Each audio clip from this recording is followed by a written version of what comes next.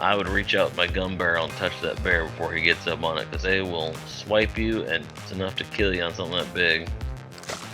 Now that was the fastest skinning job I have ever seen of a raccoon. I have a raccoon hat that I made myself, and now he's lassoed a deer, which I can guarantee you that deer would yank your arms right out of your shoulder. And at this point, this deer would charge you with those antlers, and yeah, I mean, this is all great for video games, but this is absolutely unrealistic. Hey everybody, this is Tim Spike Davis with Gamology. I'm an avid hunter, writer, and contributor to many hunting publications. I'm also the world's greatest hunting cartoonist. And today you are going to see my expert reaction to the video game Red Dead Redemption 2. Okay, this guy's on horseback with a bow. West here, he's got a rifle as well, slung on his back. Beautiful country. Easy now. Benefits to riding horseback is they have a lot better hearing than we do, and a lot of times just the pointing of their ears can tell you if there's game around. They can sense the presence of another animal like a bear or a larger animal like a deer or something. A lot of times a good horseback rider will pay attention to his horse while he's riding. And he's got a big old black bear here, digging up probably some roots or maybe some grubs underground. Bears like to eat lots of grubs. Not the best shot. Now there's somebody riding up behind that bear, which is kind of ridiculous because that bear would not have sat there while another rider came in. This guy, I don't know why, but he goes to choose to go from his rifle to his bow. People do kill bear every year with bow. You have to have a certain amount of poundage, that very thick hide, very sturdy animal. So you're not just shooting some little flingy, light pounded bow at this thing. And that guy shot way too far with a bow. That guy is very accurate for shooting at a distance. Now he is processing this hide, and to get a hide off a bear like this again is extremely just physical to process this whole thing out. Yep, he's got the hide. To leave the entire animal like that is just an absolute disgrace. You should use every part of that you can pack out. Any sportsman, any true hunter I know would never leave just the rest of the animal there to rot. Very disrespectful to the animal. Now we're hunting wild boar, and he's got his bow out, and bad idea, boar charging. No boar's just gonna stand there and let you just level a gun on him and brain him like that. He'd still just be running his tusk into you, but it was a good shot placement at that short of a distance. Hopefully he processes that whole boar too. That's some good meat on there. Hunting western raven with a bow and arrow. Not really much reason why you'd want to shoot ravens with a bow, unless they were a nuisance animal that's coming after your crops or something that you're trying to grow. Very tricky shot, but I've heard of people eating crow and eating ravens, and probably use the feathers for making fletching. Again, not much meat. The meat's going to be really dark, and whatever that crow's been or that raven's been eating on, you're going to taste it in that meat too. So if it's been eaten on dead animals, the meat's going to taste not so great. It's weird to me he took the raven but left a full-grown bear. Not somebody I'd want to go hunting with.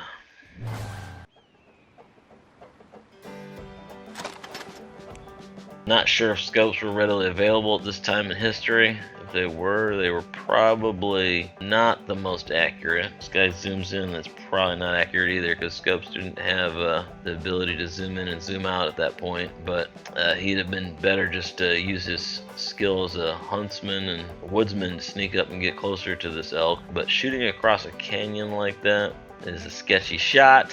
So he's working down these rocks, hopefully trying to get downwind of this animal so it doesn't see him or smell him before he is within range. He's looking around like he forgot something at camp. Now he's swinging over, looking, shooting above the horizon, which is always a bad idea, but he shot and made connected on the elk, so now he's gonna have to hoof it up that canyon, cross a stream, get his boots wet. Now hopefully he doesn't have to drag that thing all the way back. I don't know why he didn't ride his horse across that stream. Hopefully he is going to use every part of this elk. The meat, the hide, the sinew, the horns can all be used for tools and repairs. You actually use the bladder as a water carrying canteen. And there's no way you're gonna cut the horns off a head like. Nope, you could sit there with a jackhammer and try to get them horns off. But it is a video game, so he's got the hide and the horns. And again, if he leaves that meat on there, this guy is a douchebag.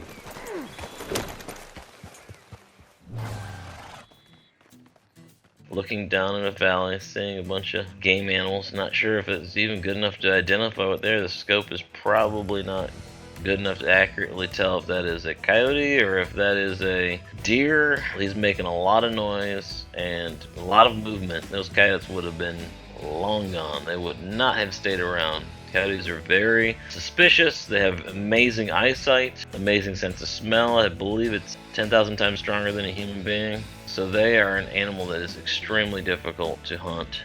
There's no way a coyote would let you get up on a rock like that close and take a shot. So these are either extremely dumb coyotes. That's a pretty slow reaction after a shot. There runs a, well, I can't tell if it's a bear or boar. He got one coyote. It's probably not the sharpest one in the pack. Depending on the hide, if it's winter, which it doesn't look like it's winter, so he probably doesn't have a very thick hide. The only reason why you want to shoot a coyote outside of using the pelt or eating them is for predator control. So if you have sheep or livestock and they're eating up your stuff, you have to take care of business. Hunting a wild boar that's eating a dead animal was probably that bear you left back up on the slope. They'll eat themselves. They'll eat other wild pigs that are dead. Know that if you leave animals like that dead, other animals are going to benefit for it, and that's fine. It's a circle of life, but maybe it's an animal you don't want to have benefit from it, like a wild pig like this. I'd go back to that spot if you left a gut pile, and he makes a headshot on this thing at what looks like about 70 yards. And again, a wild pig would have smelled you, heard your horse jingling with all that tack on it. Pretty stupid pig to be sitting there that close to someone's camp, but maybe he was hungry too.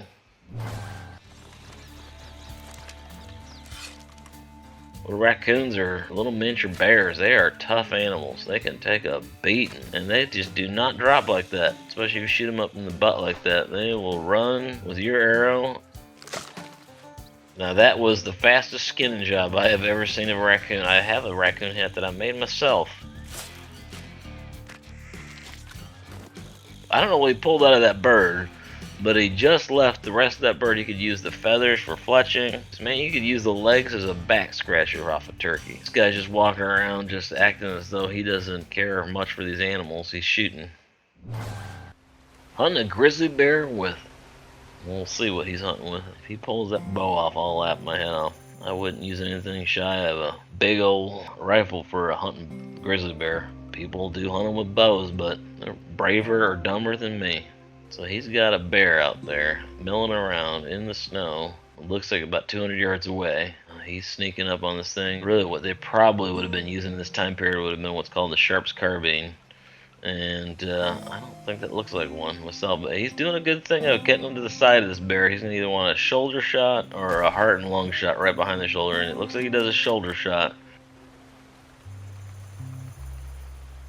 That's pretty accurate. That could probably happen. If it was a good shoulder shot, the bear would have actually fallen right where I was standing. This dude's gonna cross an icy river, and that's more dangerous than that bear. Lucky if all of his gear doesn't go falling down in that stream. Yep, there you go. Been there, done that.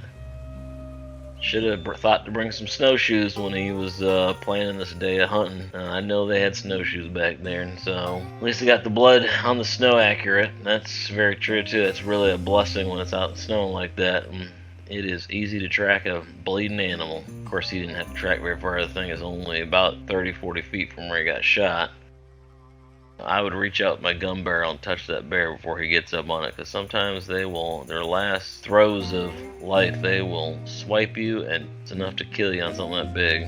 This guy is gutting out this bear. Yep, go down the center, skin off the back, and you're gonna have to flip it to the other side. Now, this is in this snow and in this kind of weather, it's extremely physically exerting. If this guy walks off from this bear again, this Red Dead Redemption guy is kind of annoying. He's throwing away a lot of good meat, and if he don't want it, if he's full, he should give it to his neighbor. That's what people do, is say, hey, got some bear meat, Need some? Guess he's not a very good neighbor.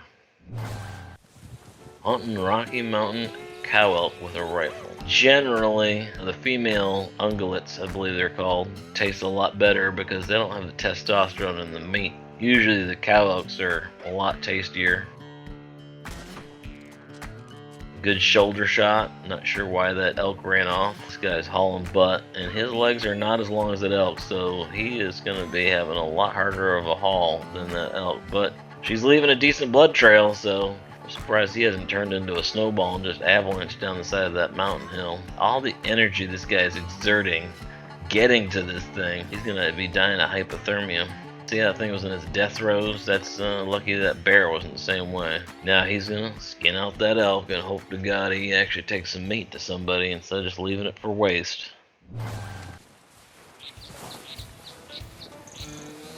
The nice thing about the snow is it does cover up the sound. It muffles any of the busting any twigs, or there's a benefit to that. It's hard to haul through, but he probably can sneak up a lot closer than he could if there was just leaves and twigs on the ground.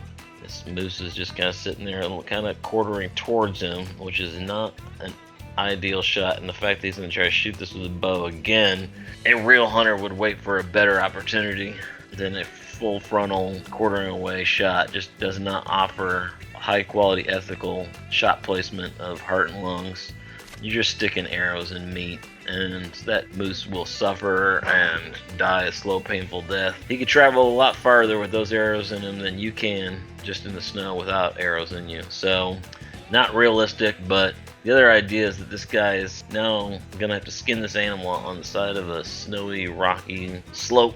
It's going to be a lot of physical exertion. What he's also going to have to realize is that there are other animals in this area that are going to want to eat that too. So he better keep his eyes out for bear and wolves and mountain lions.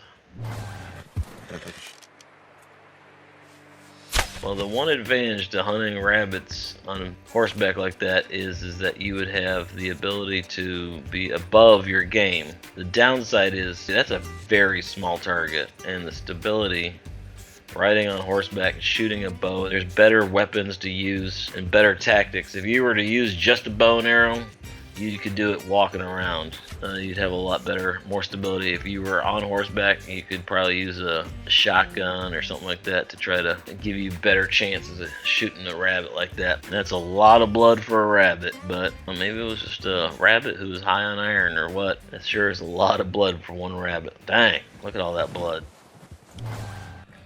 Hunting a whitetail buck on horseback. I have had some friends who've done this. Me and horses don't get along too well. I've been bit and kicked and thrown by horses. I generally try to hunt just on my own two legs. This whitetail deer would be booking just like this one is. I just don't see a horse being able to keep up with a whitetail deer like this. In this kind of snow and rocky terrain, this is a great way to break your horse's leg. Once he's done that, then you're really jammed because you've lost your deer and your horse. But this guy is adventurous, so he clearly cares about as much of his horse as he does about all the animals he's killing. The horse has got a full-grown elk hide and saddle and a grown man on his back, and now he's lassoed a deer, which I can guarantee you that deer would yank your arms right out of your shoulder. And at this point, this deer would charge you with those antlers, and yeah, I mean, this is all great for video games, but this is absolutely unrealistic. The other downside to that whole thing is that deer's meat would be so full of lactic acid, it would taste horrible after being run down like that. Not an ideal method to hunting whitetail. If you think about lassoing a deer off a horse, just keep on playing video games. Not a good idea. Hunting bighorn sheep on horseback. Okay, this guy's horse is just like got the toughest ankles and legs I've ever seen. He's got a longhorn sheep here right now. That thing is leaving about 80 gallons of blood, which makes tracking it easy, but if you're on horseback falling right behind it, you don't really need a blood trail, so yeah, now he's going to dispatch it with his pistol, which is humane. That's a good thing to do, but I can guarantee that animal would have been dead. Oh my gosh, that guy is strong. He just hoofed a 120, 150 pound sheep right over his shoulder like it was nothing. Dang, I'd have had me some lower back pains for a long time after that. Hey everybody, this is Tim Spike Davis with Gamology, and you just watched my expert reaction to the video game Red Dead Redemption 2. If you like Gamology and you want to check them out, look them up on YouTube and Facebook. If you want to learn more about me, Tim Spike Davis, check out scatterthoughtscartoons.com. And I just want to warn you ahead of time, if you ever think about throwing a giant bighorn sheep over your shoulder, make sure you have a good chiropractor because you're going to need them. God bless, see you out hunting.